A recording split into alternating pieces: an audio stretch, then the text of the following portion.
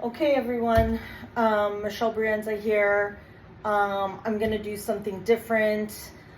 I, when I've been doing videos, it started off in like 2018 when I was going on vacation and traveling the world and being far away, and my family and friends would say, how am I going to know that you're okay? And so there were so many people that I just said, I'll just post every once in a while online. Don't worry about it. Because my following is very small. Anyway, then it started to be fun and people started to really comment, and it was like, oh, this is kind of cool. And it was also a way of doing when I was a little girl in the 70s, my dad was one of the first people to buy a film, like a video camera, but it was like on film, and they were 3 minutes and 20 seconds. And I have these 38 films, these reels of films that my dad took over the years. And so I always try to do my videos in 3.5, 4 minutes, or a little longer sometimes. And I don't know, I've been doing that for a while now. Then I put it on YouTube. Then I started just doing it and sending it to real estate agents.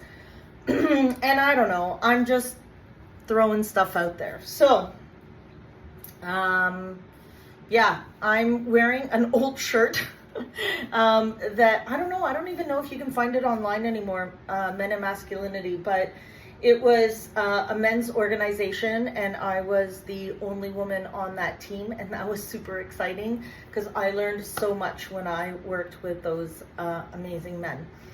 Anyway, there's a lot. The reason why I'm doing this video is because so this is my office, and these are all my books, and these are real books. And as you can see, I pulled some of them aside, and I wanted to go through them because I've been thinking, there's a woman, okay, I don't even know where to start. So Wednesday, I went to a mortgage industry company rally, and it was amazing. And for those of you in the know, you know. And so the first woman who spoke, her name is Megan. She was amazing, and she spoke, I mean, I gave away the book, so I don't even have it. But when she started talking about one of the books, I was just like, I've read that book. And then she started going through a bunch of stuff, how activities and effort equals results, and how women were doing that over a plate of pasta. And then at some point in her conversation, because I could go on for like an hour of what all the amazing stuff she said, but she was like, you know, and if you really want to like step it up, who does it every single day? Accountability. And I was like, me, I do. And just today, my accountability partner and I, we have something called a passion planner that we work, and we fill it out, and it's like anyways, it's amazing. So I do that, and then I have my to-do booklet that I write in. And she and I, we were talking about how horrible, she lives in the US, and we were talking about how September 11th, September 10th, how like sad the world is getting. And it doesn't matter what side you're on, it doesn't matter from a human level.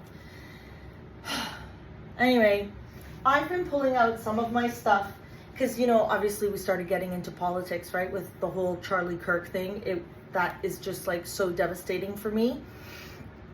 And,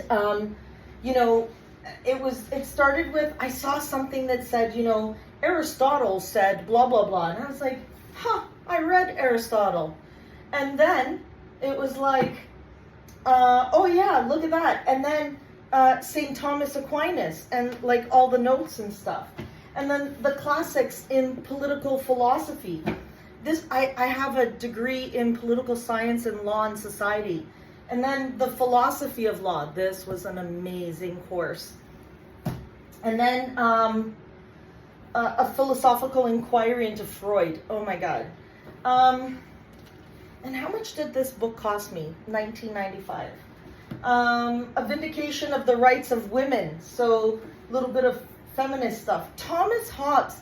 These are some like really amazing philosophical thinkers that really have an impact on us today.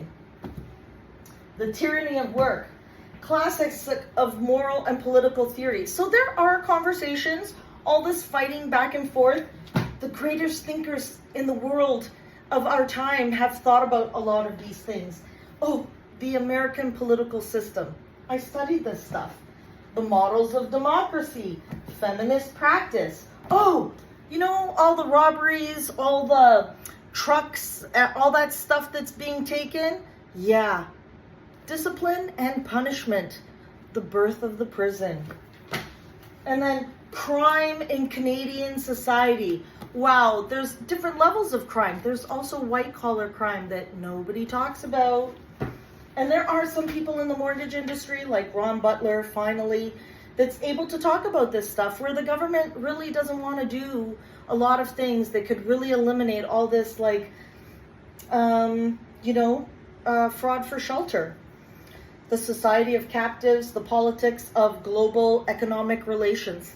So this is what I spent a lot of money to study. And while I was working at the bank, right? While I was working at the bank, I worked at Canada Trust as a teller. And when I finally got on the mortgage sales force, this was one of the first. This is a classic. I wonder if anybody signed it. Anyways, this is a classic. So, oh, look, like all the little marks that I had made, because, yeah, classic. And then, Rick Mercer. Did anybody ever, like this guy, if you ever want to make fun with politics, this is the guy you want to follow. But then, as I started to get, into the early 2000s, 2001, when the world was falling apart, I read this. Look how thick this is. And look, like I got to the back here.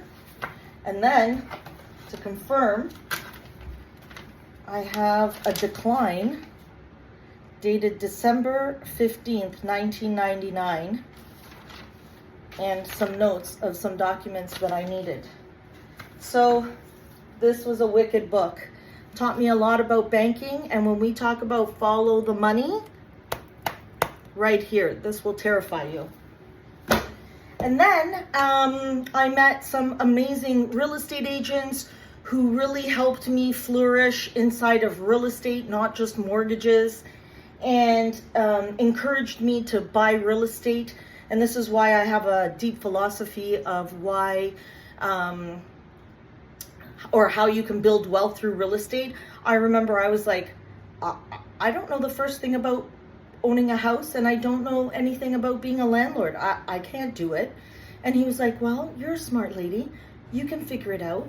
You just finish school. Read, learn, study, and get familiar. And that's exactly what I did. It took me 3 years, and I bought my first house. So then I started reading books like Rich Woman, The Wealthy Barber, Manifest Your Destiny. Thick. And then at some point, I started focusing on this. When your health starts to go, when life starts to change, when things start to happen, you have these. But then, I have some great stuff here. Like these days, it's more like this. This is an all-time favorite of mine. I think they stopped making it, but this is such a great book. And since I've had so many friends come in from the US, this has been great to teach them about all the different neighborhoods. I love this book. And then there are 3 books where I would like to acknowledge, in this business, there are amazing women that I've met, amazing business partners, and I just want to acknowledge 3 women who, well, they don't know necessarily always how much I love them and adore them. So the first, she really transformed my life, Michelle Reed. I actually have a picture on my wall with her and I. We used to do presentations, real estate investor presentations, and financial freedom.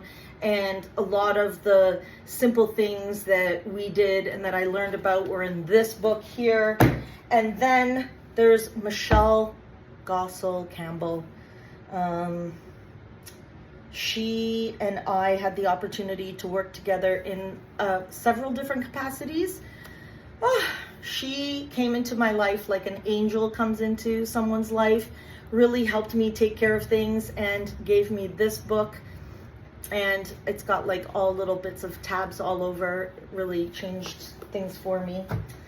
And then last but never least, a friend of mine who has since passed away, and I think about all the time, and anybody who's gotten this far, 10, 11 minutes.